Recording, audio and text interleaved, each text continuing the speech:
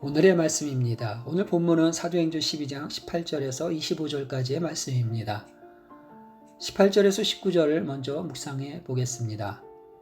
날이 새매 군인들은 베드로가 어떻게 되었는지 알지 못하여 적지 않게 소동하니 헤롯이 그를 찾아도 보지 못하매 파수꾼들을 신문하고 죽이라 명하니라. 헤롯이 유대를 떠나 가이사라로 내려가서 머무니라. 아멘. 하나님이 베드로를 구출해 내심으로 헤롯의 계획은 수포로 돌아갔습니다. 분을 이기지 못한 헤롯은 죄수를 놓친 간수들을 즉시 처형합니다. 로마법 규정상 죄수를 놓친 간수는 죄수에게 매겨진 그 형벌을 받도록 하는 것이 맞는 말이지만 헤롯은 유대의 분봉 왕으로서 자국민에게 아무런 관용도 베풀지 않았습니다. 생명에 대한 존중도 하나님의 권능에 대한 깨달음도 없는 이 악한 왕에게 남은 것은 무엇일까요? 어리석은 자는 자신의 계획이 틀어진 것에만 분노할 뿐 자신의 인생이 뒤틀린 위기 상황은 깨닫지 못합니다. 20절부터 함께 묵상해 보겠습니다. 헤롯이 두로와 시돈 사람들을 대단히 노여워하니 그들의 지방이 왕국에서 나는 양식을 먹는 까닭에 한마음으로 그에게 나아와 왕의 침소 맡은 신하 블라스도를 설득하여 화목하기를 청한지라. 헤롯이 나를 택하여 왕복을 입고 단상에 앉아 백성에게 연설하니 백성들이 크게 부르되 이것은 신의 소리요 사람의 소리가 아니라 하거늘 헤롯이 영광을 하나님께로 돌리지 아니하므로 주의 사자가 곧 치니 벌레에게 먹혀 죽으니라. 하나님의 말씀은 흥황하여 더하더라. 바나바와 사울이 부조하는 일을 마치고 마가라 하는 요한을 데리고 예루살렘에서 돌아오니라. 아멘. 경제적으로 유대에 의존하고 있던 두로와 시돈은 헤롯의 환심을 사기 위해 왕의 신하를 통해 자리를 마련합니다.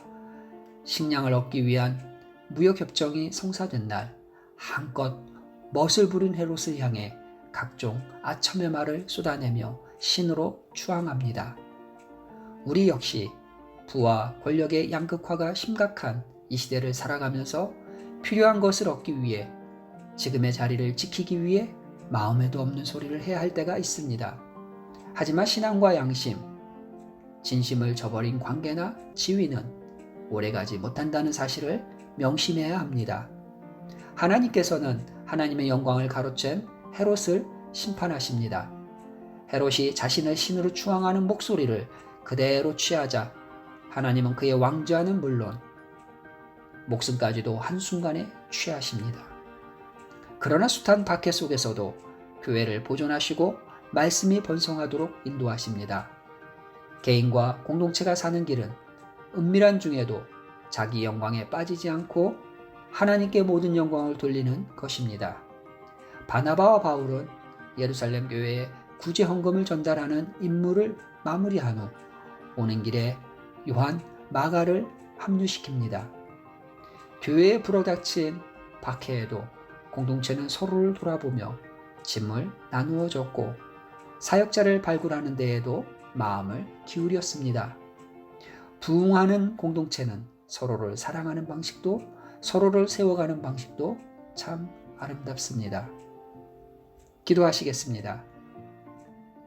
자신을 칭송하는 그런 것에 익숙해져 교만에 빠지지 않으며 하나님 앞에서 겸비한 모습으로 나를 돌아보게 하옵소서.